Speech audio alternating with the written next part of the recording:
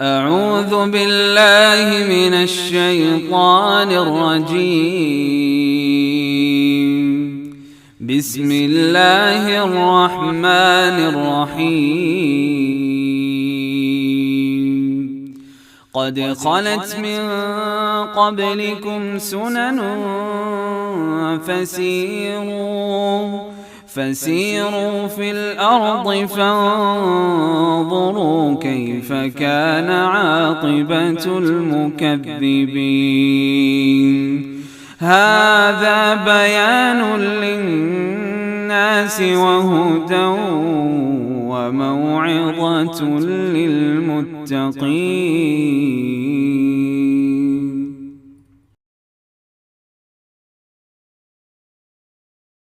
اعوذ باللہ. السلام علیکم ورحمۃ اللہ وبرکاتہ. پارہ نمبر 26. نحمدہ ونصلی علی رسولہ الکریم. اما بعد فاعوذ باللہ من الشیطان الرجیم. سورۃ الاحقاف سے پارے کا آغاز ہے، جس میں مقصد حیات بیان کیا گیا کہ یہ دنیا کھیل تماشا نہیں ہے. اس کے بعد جس بات کی طرف اشارہ ہے، آپ اس کو سمجھنے سے پہلے چند چیزیں نوٹ کیجئے. 4 تصورات ایسے ہیں جب تک وہ درست نہ ہو انسان کبھی بھی اچھا کام نہیں کر سکتے. پہلی چیز، اللہ تعالیٰ کے بارے میں اس کا صحیح تصور نہ ہو، اس کی قدر، اس کی معرفت، وہ کیا کر سکتا ہے، اس کی طاقت کیا ہے، اس کو سمجھے بغیر بات نہیں بنتی. پھر دوسری چیز ہے رسول کے مقام کو سمجھنا، کہ رسول کون تھے، کیا ان کا مقام تھا، ان کی کیا لیمیٹیشنز تھیں. اور تیسری چیز آخرت کا عقیدہ، یعنی عقیدہ آخرت. تیسری چیز عقیدہ آخرت، اس کو سمجھے بغیر بات نہیں بنتی. اور چوتھی چیز ہے مقصد حیات، زندگی کا مقصد کیا ہے، آپ کو مجھے کھیلنے کھانے کے لیے بھیجا گیا یا کام کرنے کے لیے.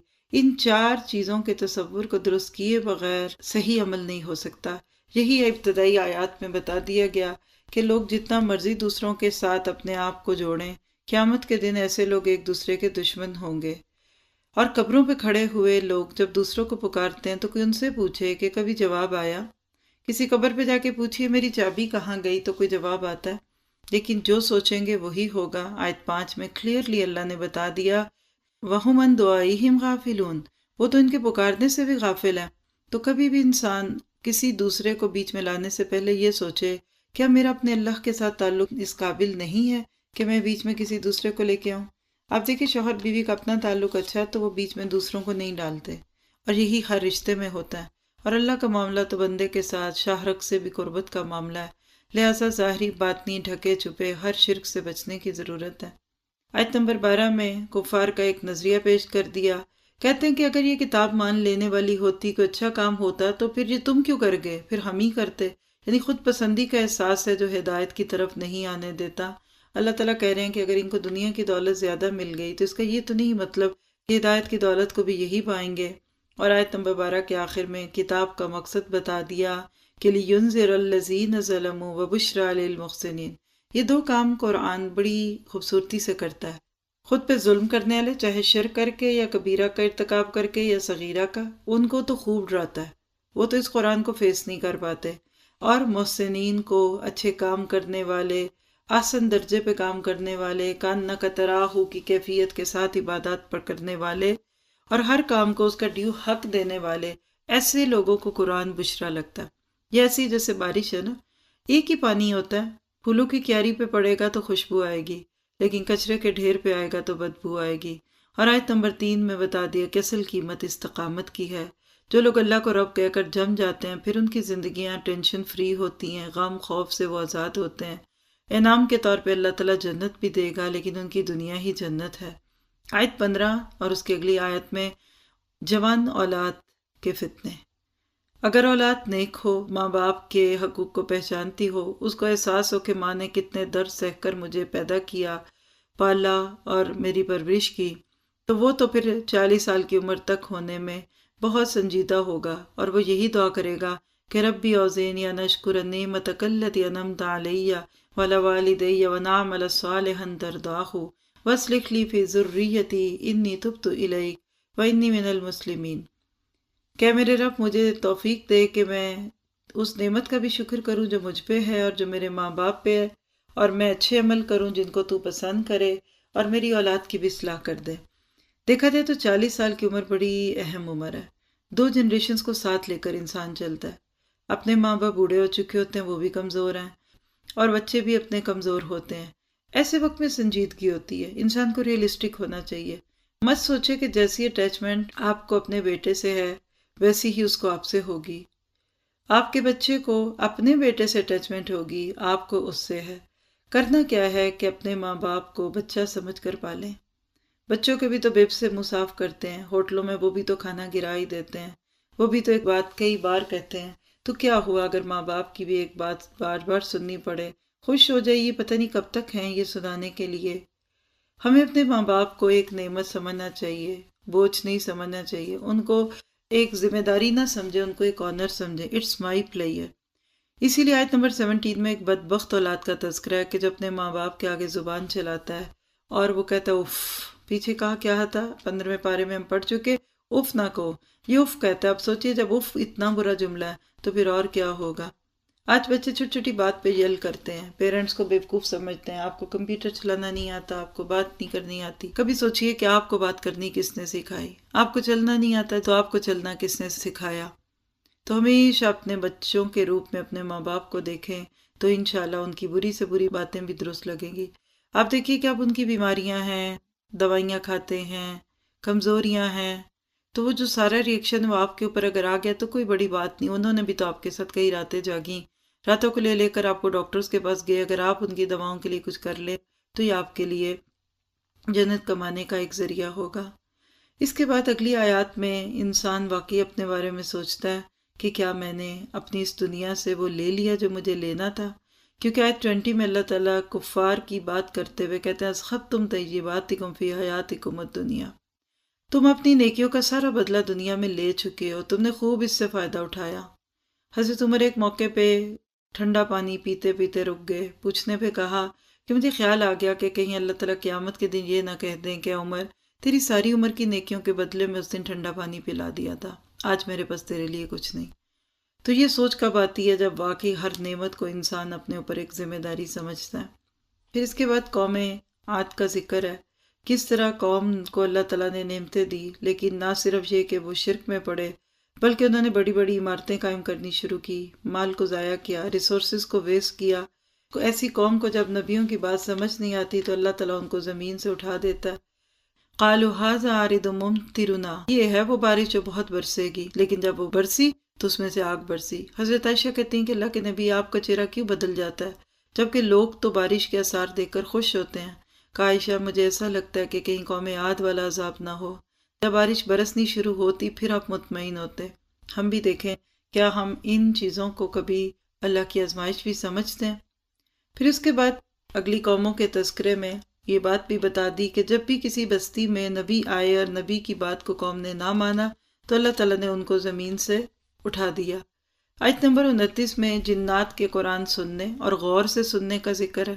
نبی صلی اللہ علیہ وسلم طائف کے سفر سے واپس آئے تھے، گئے تو بڑے اخلاص سے، بڑی امید سے تھے، لیکن ان لوگوں نے بات نہ مانی۔ واپسی پھر اللہ تعالیٰ نے جنوں کو قرآن سنا دیا۔ پتہ کیا چلا؟ کیا ہم اپنی نیکیوں میں اخلاص پیدا کر لیں، ایک ایک قدم لکھا جائے گا، جو سوچ کر جائیں گے وہ اگر نہ بھی ملا تو کچھ اور ضرور مل جائے گا، ضائع نہیں ہوتی بات۔ پھر آپ دیکھیں اگلی آیات میں جنات کا اپنا قصہ ہے، کیسے ایک ہی دن میں سبق سن کر گئے، جا کر دائی بن گئے، اور وہاں جا کر لوگوں کو کہا ہم تو یہ بات سن کر اب آگے پہنچائیں گے۔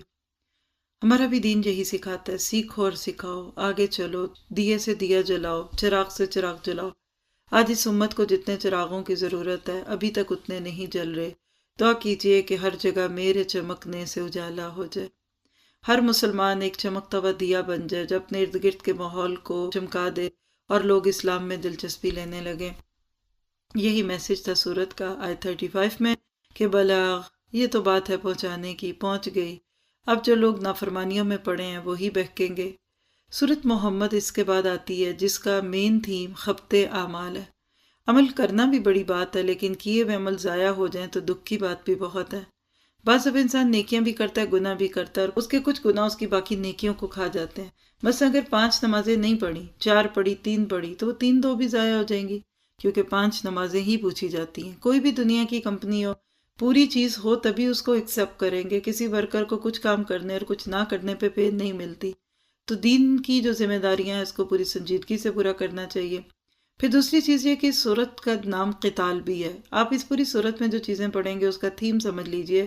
ہر کمانڈر اپنی فوج کو کچھ احکامات دیتا ہے کہ جنگ فیصلہ کن ہونی چاہیے، زخمی کر کے چھوڑو نہیں. وہ لوگ جو اسلام کو مٹانے آگے، پھر تم ان سے دبو نہیں، ان سے مقابلہ کرو، لیکن بے گناہ لوگوں پہ ہاتھ نہیں اٹھانے.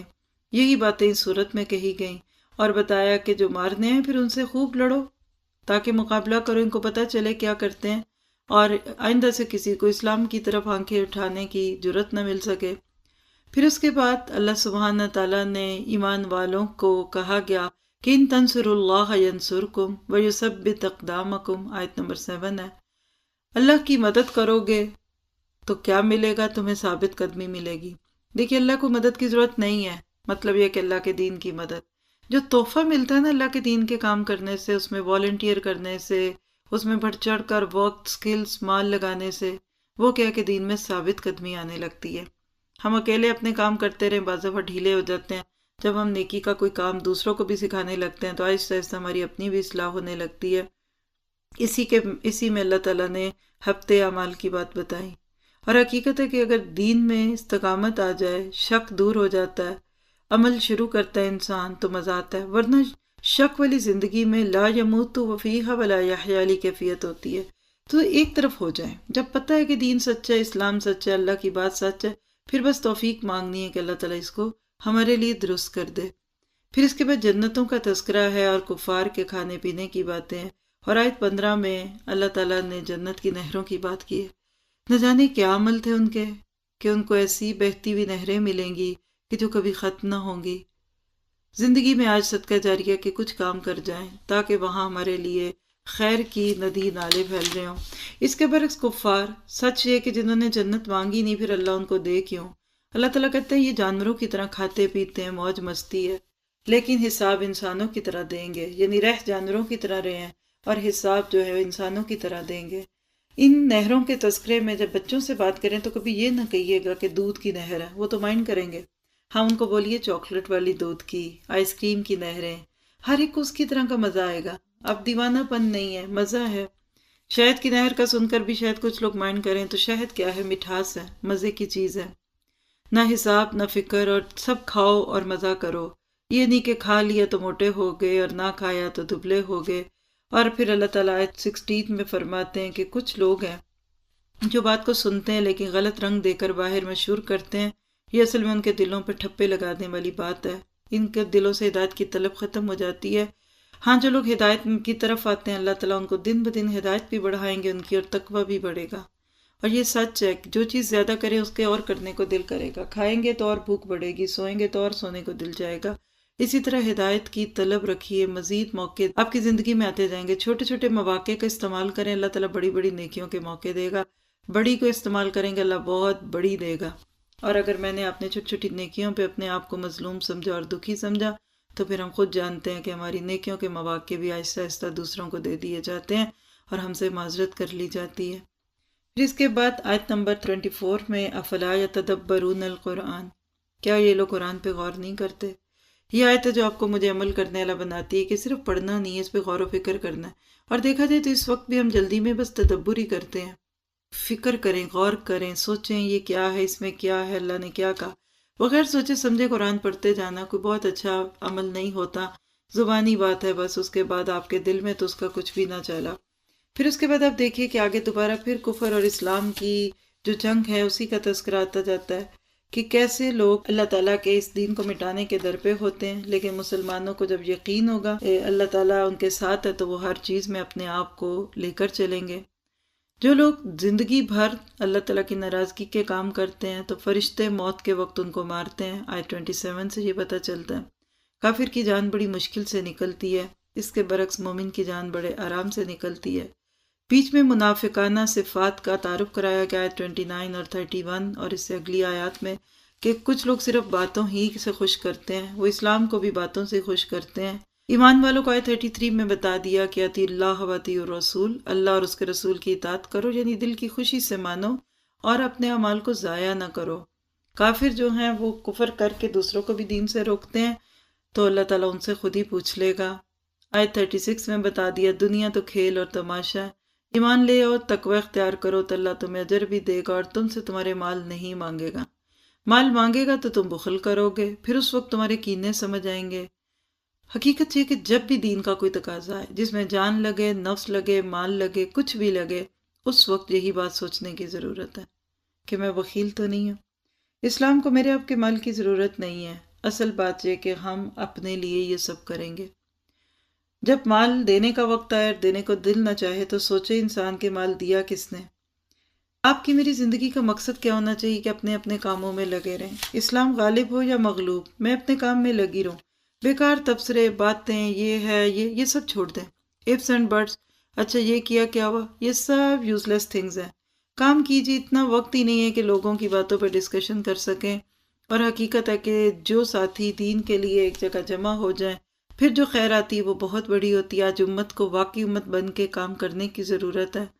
ہم چھوٹی چھوٹی باتوں پہ اسلام کو قربان کرتے ہیں، چھوٹی سی غلطی بھی ہو جائے تو ہمارے حوصلے ٹوٹنے لگتے ہیں۔ پوری محنت کیجئے، یہی سورت کا آخری پیغام ہے کہ دیکھو ان تتولوا یستبدل قوما غیرکم، عہد بون مسلمز، اگر تم پیچھے پھرو گے تو اللہ دوسروں کو لے آئے گا، وہ تم جیسے نہیں ہوں گے۔ دیکھا جائے تو آج امت مسلمہ واقعی ڈھیلی ہوتی ہوئی دکھتی ہے۔ ہاں، نیو مسلم اور ریورڈز جو ہیں وہ آگے پھیلتے جا رہے ہیں، تو اللہ کا قانون بے لاغ ہے، اس کو کسی کے نام سے کوئی بات نہیں ہے، اصل بات یہ ہے کہ لوگ کرتے کیا ہیں۔ اس کے بعد سورہ فتح ہے، سکینت اس کا ٹاپک ہے، کیسے اللہ تعالیٰ شکست کو فتح میں بدلتا ہے، شر میں سے خیر کو نکالتا ہے۔ اللہ کے نبی حدیبیہ کے مقام پہ روک دیے گئے، حالانکہ گئے عمرے کے لیے تھے، لیکن دشمنوں نے آپ کو روک کر سوچا کہ شاید اپنی انا کو مضبوط کریں گے۔ اللہ نے وہیں سے خوشخبریاں دے دیں فتح مکہ کی۔ اور ایسا کیوں ہوا؟ کیونکہ انہوں نے اللہ تعالیٰ سے مدد چاہی، اللہ نے ان کو سب کچھ دیا۔ بڑا خوبصورت واقعہ ہے، سیرت میں جا کر دیکھیے تو آپ کو اس پوری سورت کو پڑھنے میں بہت مزہ آئے گا۔ مقصد کیا ہے اس ساری بات کا کہ ایمان والوں کو اللہ پر نظریں رکھنی ہیں، ہر شر سے خیر نکلتی ہے، رات کے بعد صبح ہوتی ہے، اندھیرا روشنی میں ڈھلتا ہے۔ اس لیے آج کے مسلمانوں کے حالات کو دیکھ کر بھی بہت امید ہے کہ انشاءاللہ روشنی آئے گی، خیر آئے گی۔ شرط یہ ہے کہ ہم نبی کے اس مقام کو پہچان لیں جو آیت 9 میں ہے کہ شاہد، مبشر اور نذیر۔ نبی کے مشن کو اپنا مشن بنا لیں تو انشاءاللہ امت کے دن بدلیں گے۔ پھر ایک بیت کا ذکر آیت 10 میں، صحابہ بھی کیسے بے لوث ساتھی تھے کہ اچھے برے حالات میں کبھی بھی پیچھے نہیں ہوئے۔ وہ یہ نہیں سوچتے تھے کہ ہمارا کیا ہوگا، وہ یہ دیکھتے تھے کہ اسلام کو اور نبی صلی اللہ علیہ وسلم کو اس وقت کس چیز کی ضرورت ہے۔ سیلف لیس کوششیں جب تک نہیں ہوں گی تب تک اسلام نہیں آئے گا۔ اور اللہ کرے ہمیں اچھے ایسے لیڈرز مل جائیں، ایسے دینی رہنما مل جائیں جو امت کو آج کاٹنے کی بجائے جوڑنے کی باتیں کریں۔ پھر اسی کے بیچ میں ان لوگوں کی بھی بات ہے جو اپنے گھروں کے نام لے لے کر پیچھے رکتے تھے کہ ہم تو نہیں اس وقت دین میں کے لیے نکل سکتے، ہاں بس فاستغفر لنا، آپ ہمارے لیے بخشش کی دعائیں ضرور کیجیے گا۔ اللہ تعالیٰ کہتے ہیں جو ان کی زبانیں کہتی ہیں اصل میں وہ نہیں ہے جو ان کے دلوں میں۔ تو صرف دعاؤں سے جنت نہیں ملتی، جب اسلام کو آپ کی میری ضرورت ہو تو اس وقت ہمیں اس کے لیے نکلنا ہی پڑے گا۔ پھر اس کے بعد محلفین کی بات، جو پیچھے رہ گئے، کیا انہوں نے کما لیا، کیا ان کو مل گیا، لیکن ساری عمر کی رسوائی موجود ہے۔ اگلے سفر جو ذرا آسانیوں کے تو جب اس میں نکلنا چاہیں تو کہا اب ان کو بالکل نہیں لے جانا، کیونکہ نیکی کا بھی ایک وقت ہوتا ہے، وہ وقت چھن گیا، اس کے بعد اگلا نہیں۔ جیسے آپ کی کنیکٹڈ فلائٹ ہو نا، پچھلی فلائٹ چلی جائے نا تو پھر اگلی بھی نہیں ملتی۔ اسی طرح زندگی میں وہ اپرچونٹیز ہمیں نیکی کے کام کی آتی ہیں جو اویل کر لیں تو پھر ایک لمبی فلائٹ شروع ہوتی ہے، ایک سٹاپ کے بعد دوسرا، دوسرے کے بعد تیسرا، اور اسی طرح آخری سٹاپ جنت میں ہوگا انشاءاللہ۔ لیکن جو لوگ اس میں سے کوئی موقع ضائع کر دیں، نہیں اب تھک گئی، اب ذرا بریک لے لو، آپ بریک لیجیے، آپ سے اچھا بندہ آپ کی جگہ پہ آ جائے گا اور آپ کی ضرورت ہی نہیں رہے گی۔ تو جن کو جابز مل چکی ہیں اللہ کے نام کی وہ تو لگا رہے، جس کو نہیں ملی وہ دعائیں کریں کہ اللہ تعالیٰ ہمیں بھی اسی کام کا بنا دے۔ پھر آیت نمبر 18 میں صحابہ کے اس سے راضی ہونے کی بات، کیسے یہ بے لوث ساتھی تھے کہ بغیر تیروں تلواروں کے لڑنے کو تیار ہے، اور اللہ تعالیٰ کے وعدے سچے ہیں۔ پھر وہ سب کچھ مل بھی گیا جس کا تذکرہ ادھر کیا گیا تھا۔ آیت 26 میں حمیت الجاہلیہ کی بات ہے، کچھ لوگ جہالت کی حمایت کرتے ہیں، خاندان کے نام پہ، برادری کے نام پہ، غلط چیزوں پہ۔ تو کیا بتا دیا کہ جب تک تمہاری ہمدردیاں اسلام کے ساتھ نہیں ہوتی تمہیں کبھی بھی اصل خیر مل ہی نہیں سکتی۔ اور پھر اس کے بعد آخر میں صحابہ کی تعریف، نبی صلی اللہ علیہ وسلم کو اللہ نے وہ پیارے ساتھی دیے کہ جن کے دل آپس میں جڑے ہوئے تھے، غلط چیزوں پہ وہ سٹینڈ لے لیتے تھے، غلط کے آگے کبھی جھکتے نہیں تھے، اور یہ چھوٹی سی کھیتی جب ایک بہت بڑی کھیتی میں بدلی تو اللہ اور اس کا رسول اس کو دیکھ کر خوش ہوا۔ آج بھی اللہ تعالیٰ امت کو ایسا ہی بنا دے۔ اگر سورۃ فتح میں صحابہ کی صفات تھیں اور ایمان والے گروہ کی بات تھی، تو اب اگلی سورت جس کا نام حجرات ہے، اس گروہ میں کیا صفات ہونی چاہیے جن کو آج کے دور میں پنپنا ہے؟ اس کے لیے آپ اس سورت کو سورۃ الاخلاق بھی کہتے ہیں۔ پرامن معاشرہ کیسا ہوتا ہے، کیسی خوبصورت اخلاقی گائیڈ لائن ہے، کیسے اللہ اور اس کے رسول کے حقوق دیتے ہوئے ان کی بات کے آگے خود کو نہیں بولنا، آوازوں کو دھیما رکھو، حدیث آ جائے تو اپنے قول پیش نہ کرو، اللہ کو حکم دے دے تو عقل استعمال نہ کرو ورنہ عمل ضائع ہو جائیں گے، اور جب تمہیں موقع ملے کسی بات کو سننے کا تو وہ سن کر کہو کہ اللہ ہمارے دل میں ایمان اور تقوی ڈال دے۔ پھر آیت 6 اور اس سے اگلی آیتوں میں کچھ ریچولز ہیں کہ دیکھو کبھی بھی کوئی خبر آئے تو بے بنیاد بات کو آگے نہ پھیلاؤ ورنہ شرمندگی ہوگی، اور ایمان کو سجانے کی بات ہے دل میں، اور حقیقت ہے کہ ایمان دل کی رونق ہوتا ہے۔ پھر اس کے بعد 2 جھوٹے وہ کو منانے کی بات ہے، 2 افراد ہوں یا 2 گروہ ہوں، حت البصر لوگوں میں صلح کی کوشش کروانی چاہیے۔ پھر اس کے بعد آیت نمبر 11 سے سورت کے اینڈ تک ایسے اخلاق ہے جس سے ہمیں اپنی پارٹیز اور اپنی گیدرنگز کو پیوریفائی کرنے کا موقع ملتا ہے۔ مذاق نہیں اڑانا، نہ عورتوں نے عورتوں کا نہ مردوں نے مردوں کا، اور دونوں کا نام الگ کر کے بتا دیا کہ عورتوں مردوں کی محفلیں مخلوط نہیں ہوتی، اور ایک ہی محفل میں بیٹھ کر سب ہی چھیڑ خانی نہیں کر رہے ہوتے۔ پھر کسی کو برے القاب نہیں دینے، کسی پہ الزام نہیں لگانا، اور سب سے بڑھ کے تجسس نہیں کرنا، اور تجسس کے بعد غیبت نہیں کرنی۔ کوئی اپنے مردہ بھائی کا گوشت نہیں کھانا چاہتا تو کوئی کسی اپنے مسلمان بھائی کا برا ذکر کیوں کرے اس کی غیر موجودگی میں، جبکہ وہ بات سچ ہی کیوں نہ ہو۔ پھر آیت نمبر 13 میں خاندانی تعصب، ہم بڑے، ہماری ذات بڑی، ہم باہر شادی نہیں کرتے، اس کا توڑ کیا گیا۔ اصل عزت کس کی ہے؟ جو ان اکرمکم عند اللہ اتقاکم، متقی، اللہ کا تقوی رکھنے والے سے شادیاں کروا لے اپنی بیٹیوں کی، لیکن کبھی بھی خاندان برادری کے نام پہ غلط لوگوں کو چوز نہ کریں۔ پھر آپ کی کچھ باتوں کے تذکرے کے بعد سورت کے اینڈ پہ بتا دیا کہ تم اللہ اور اس کے رسول پہ کوئی احسان نہیں کر سکتے، یہ تو اللہ کا احسان ہے کہ اس نے تمہیں ایمان کی دولت دی۔ سورت قاف بہت سٹرونگ سورت ہے، عید اور جمعے کے خطبوں میں آپ پڑھتے تھے، یہاں سے قرآن پاک کی آخری منزل بھی شروع ہوتی ہے۔ الحمدللہ ہم 6 منزلیں پوری کر چکے، اللہ اگلی بھی آسان کر دے۔ قرآن اور قیامت 2 ٹاپک ہیں اس کے، قاف سے ہی دونوں شروع ہوتے ہیں۔ مکہ کے ماحول کو سامنے رکھ کر پڑھیں تو پتہ چلتا ہے کہ کتنی مخالفت تھی، اس کے باوجود دیکھیے کہ یہ پودا لگتا ہی گیا اور اللہ نے اپنے نبی کو عزت بھی دی۔ سورت میں بہت ساری خوبصورت آیتیں ہیں، خاص طور پہ آیت نمبر 8، تبصرۃ و ذکر لکل عبد منیب۔ حقیقت ہے جو قرآن کی طرف رجوع کرتا ہے اللہ تعالیٰ اس کو نصیحت بھی دیتا ہے، اس کو حکمت بھی دیتا ہے، اس کو بات کرنی بھی آ جاتی ہے۔ پھر قبروں سے نکلنے کا منظر پیش کیا گیا، اور آیت 16 میں بتا دیا کہ ہم دور نہیں، ہم بہت قریب ہیں تمہارے۔ وَلَقَدْ خَلَقْنَا الْإِنسَانَ وَنَعْلَمُ مَا تُوَسْوِسُ بِهِ نَفْسُهُ۔ دل میں کوئی وسوسہ بھی اٹھتا ہے نا تو اللہ اس کو بھی جانتا ہے، کیونکہ وَنَحْنُ أَقْرَبُ إِلَيْهِ مِنْ حَبْلِ الْوَرِيدِ، شہرک کے قریب ہے، اس کو کاٹے کوئی تو پھر جان نکلتی ہے، اور اسی جگہ سے آنکھوں کی اور کانوں کی اور دماغ کی رگیں سب گزرتی ہیں، یعنی جو دیکھتے ہو، جو سنتے ہو، جو بولتے ہو، جو کھاتے ہو، ہم سب کو دیکھتے ہیں۔ اور آیت 18 پڑھنے کے بعد تو ایک فالتو لفظ بولنے کو دل نہیں کرتا، اور اس عورت کی طرح جو عبداللہ بن مبارک کو ملی تھی اور جس نے 40 سال تک قرآن کے سوا کچھ نہیں کہا تھا، اس کی یاد آتی ہے کہ ما یلفظ من قول الا لدیہ رقیب عتید، تو ہر لفظ سوچ کر بولیں، یہ ایک لفظ جنت میں بھی لے جائے گا یا جہنم میں بھی لے جائے گا۔ آیت نمبر 19 سے آگے موت کی سختیوں کا تذکرہ ہے، سکرۃ الموت۔ اللہ کہے گا ما کنت منہ تحید، یہ وہی ہے جس سے ڈرتے تھے، بھاگتے تھے، آ گئی نا۔ اور پھر ایک اجتماعی موت یعنی قیامت، جب سور میں پھونکا جائے گا اور ہر بندہ اپنے سائق اور شہید کے ساتھ آئے گا، یعنی کرامن کاتبین، نیکیاں لکھنے والا بھی اور برائیاں گننے والا فرشتہ ساتھ ہوگا۔ قبر کے باہر کھڑے ہوں گے پولیس مین کی طرح، ہتھ کڑیاں لگا کر قیامت کے میدان میں لے جائیں گے اور کہا جائے گا لقد کنت فی غفلہ، تو غفلت میں سے تھا، آج دیکھ تیری آنکھیں کتنی تیز ہیں۔ دعا کیجیے اللہ ہماری آج آنکھیں کھول دے اور ہماری آنکھوں کی روشنائی تیز ہو جائے۔ اور پھر جہنم کے زبردست منظر ہیں، اور کہا جا رہا ہے خبردار یہاں اونچی نہیں بولو، لا تختصموا لدی، میرے سامنے جھگڑے نہ کرو، میں نے تمہیں پہلے ہی بہت کچھ بتایا۔ اصل میں جہنم میں جا کر ہر بندہ اپنا گناہ دوسرے کے سر پہ ڈالنا چاہے گا، اسی کو یہاں بیان کیا گیا، اور آخر میں پھر جنت میں جانے والوں کی صفات، اور جنت اور جہنم کے بھرنے کی بات ہے۔ اللہ تعالیٰ جنت کو بھی بھرے گا، جہنم کو بھی بھرے گا۔ اور جو حل میں مزید کی طلب رکھتے تھے نا دنیا میں، اور چاہیے اور دنیا چاہیے، تو اللہ تعالیٰ جہنم کو بھی پوچھ رہے ہیں بتا تجھے اور بھی لوگ چاہیے؟ تو جو دنیا پرست لوگ تھے جنہوں نے اللہ کو نہ پہچانا، جہنم میں ڈال دیے جائیں گے۔ پھر اللہ تعالیٰ اس پہ اپنا پاؤں رکھے گا اور جہنم کو بند کرے گا۔ اللہ تعالیٰ کسی کو بھی جہنم میں نہ ڈالے اور ہمیں لوگوں کی ہدایت کا ذریعہ بنا دے۔ سورت کے آخر میں قرآن کی بات ہے، فذکر بالقرآن من یخاف وعید، کہ قرآن کے ساتھ لوگوں کو نصیحت کرو، جو ڈرنا چاہے گا وہی ڈرے گا۔ اور پھر آخر میں سورت زاریات کی کچھ آیتیں اس پارے کے اینڈ پہ کہ جس میں ہواؤں کی کچھ صفات کو بیان کیا گیا۔ اور سورت زاریات کی ابھی اتنی ہی بات کافی ہے، اگلی باتیں اگلے پارے کے ساتھ ڈسکس کریں گے کہ دین کو اندازوں پہ نہ رکھو، آخرت ایک حتمی چیز آنے والی ہے، اس کو صرف گیس ورک پہ نہ رکھو۔ کچھ لوگ دنیا کے معاملے میں بہت پکی اور آخرت کے لیے کہتے دیکھیں گے کیا ہوگا۔ تو آیت 10 میں اللہ تعالیٰ نے کہا کہ مارے جائیں گے قتل الخراسون، گیس ورکر۔ آپ دیکھیے زندگی کو اگر گیس ورک پہ رکھا تو کیا بنے گا؟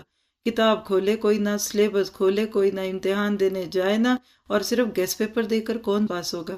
صرف خواہشات پہ کوئی جنت میں نہیں جائے گا۔ اور پھر آیت نمبر 15 اور اس سے آگے مومن کا پورا ٹائم ٹیبل بتا دیا کہ وہ دن میں کیا کرتے ہیں، وَكَانُوا الْقَلِيلَ مِنَ اللَّيْلِ مَا يَهْجَعُونَ، اور راتوں کو سوتے، محنتی ہوتا ہے مومن، ایکٹیو ہوتا ہے، سویا سویا سستیوں کا مارا نہیں ہوتا۔ اور ایسے ہی لوگ ہیں جو واقعی پھر مان جاتے ہیں، جو اللہ نے ان کو دیا ہوتا ہے اس کو پا لیتے ہیں اور اس کو پا کر اللہ کے اور قریب ہے۔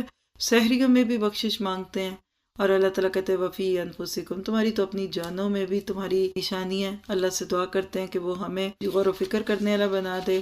عمل کی بات ہے کہ مستقل مزاجی سے نیکی کرنی ہے، ناحق بات کرنے سے رکنا ہے، اللہ کے راستے میں صبر اور استقامت سے جمے رہنا ہے، ہر ممکن فساد سے بچنا ہے، قرآن پر غور و فکر کرنا ہے، بدعات سے بچنا ہے، رات کے پچھلے پہر دعائیں بھی کرنی اور استغفار کرنا ہے، کسی کی غیبت نہیں کرنی، کسی کے ساتھ معاملہ بگڑا ہو اس کو درست کرنے کی کوشش کرنی ہے، صلہ رحمی کرنی ہے، اللہ اور اس کے رسول کی اطاعت کرنی ہے، اور بہترین چیز اللہ کے راستوں میں دینی ہے، تجسس سے بچنا ہے، اور کسی کو اس کے خاندان کا کوئی تانا نہیں دینا، اخلاقی طور پہ اپنے آپ کو بہتر کرنا ہے۔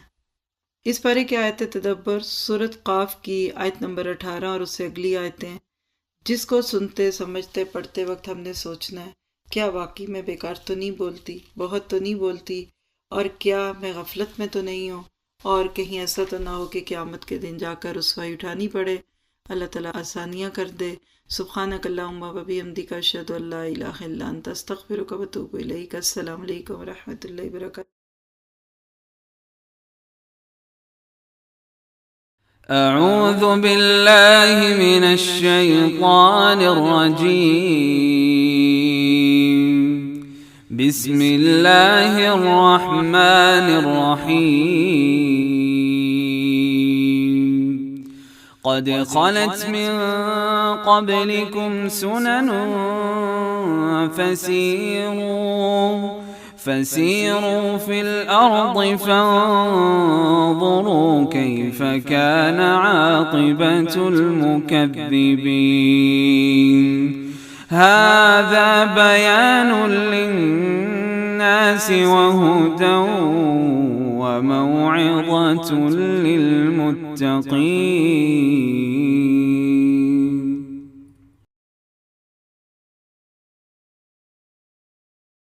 أعوذ